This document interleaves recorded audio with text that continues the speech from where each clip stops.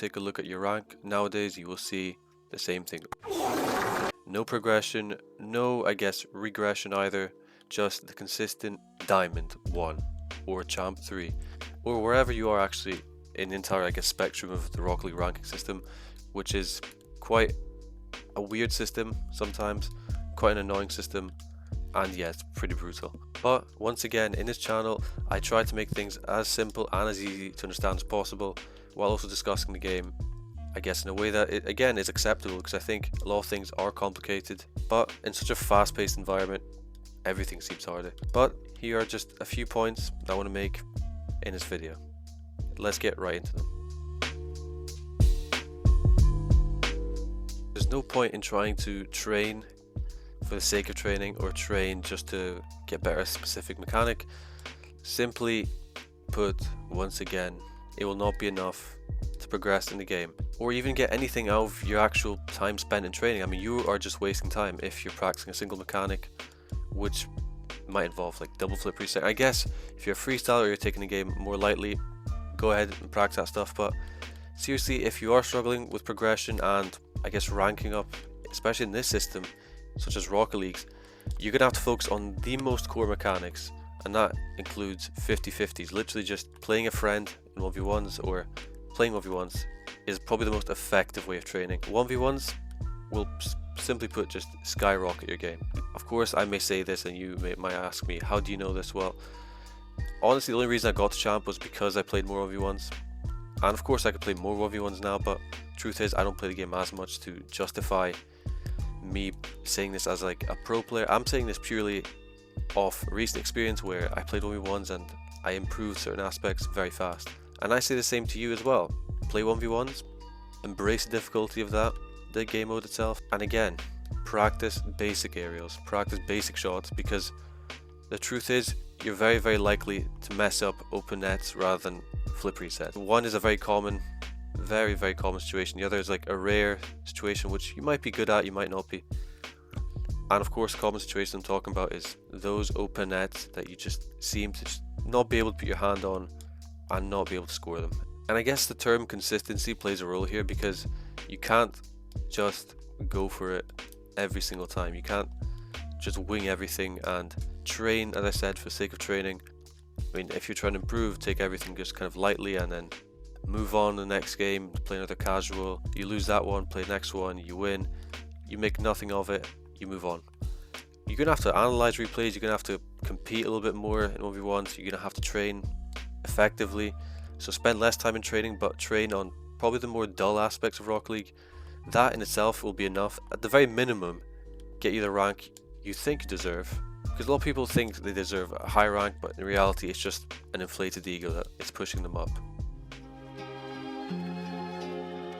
And arguably, doing effective training in practice means, for example, if you want training packs, I can recommend quite a lot of these. I mean, I go to favorites, and there's quite a lot suggested. Diamond defense, this amazing controlled Debola, I love that one.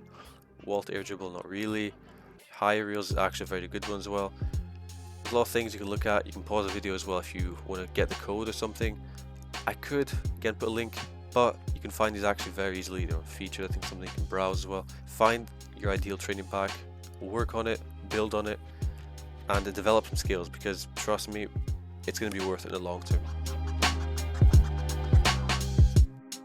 I think we could honestly say that this is the most important point of the video, surprisingly even, because a lot of people focus on 1v1s, grinding, training, all these different things we'll talk about on improvement, I guess.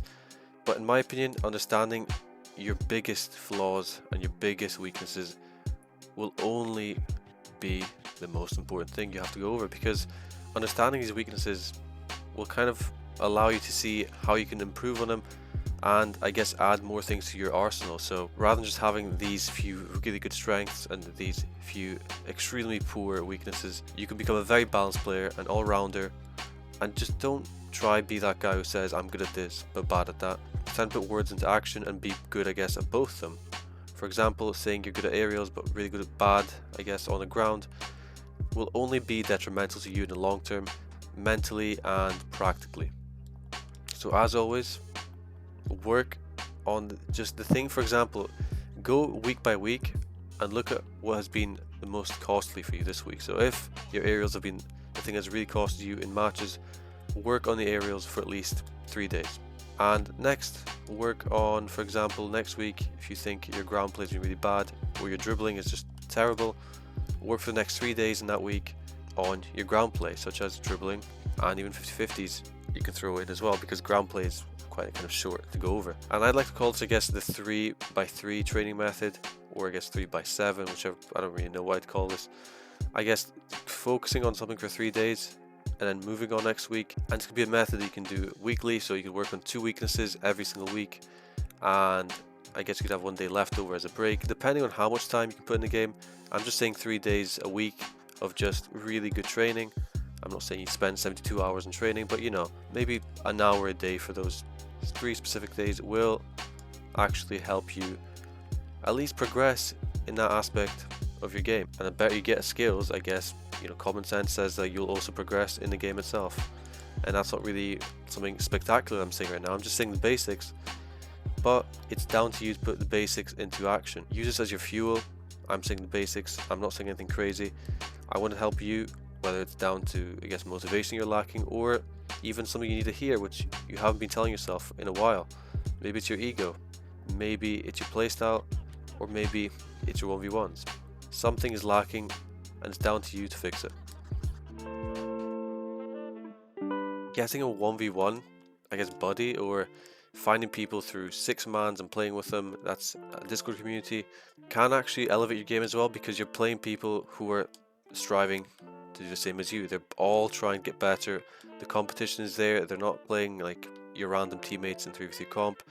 So reaching out in different communities will be very, very beneficial for you long term even, and you might even enjoy the game completely differently. Maybe you want to get more competitive at the game and you might find it a career even off that. I mean, I don't know, it's just a complete hypothetical thing.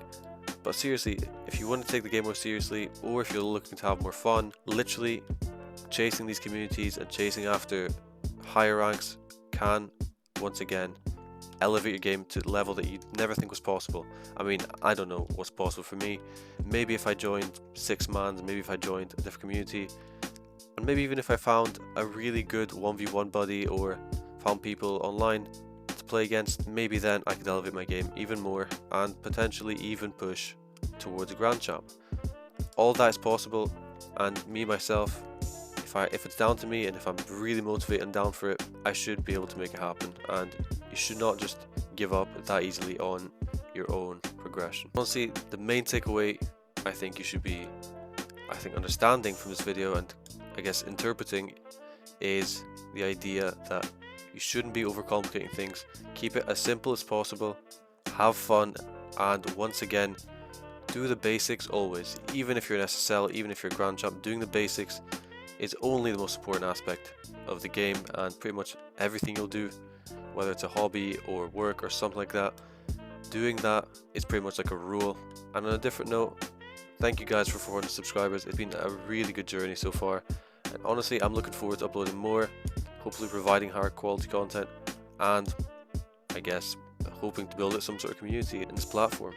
And without further ado, have a good one. We'll end it here, and hopefully I'll see you in another video.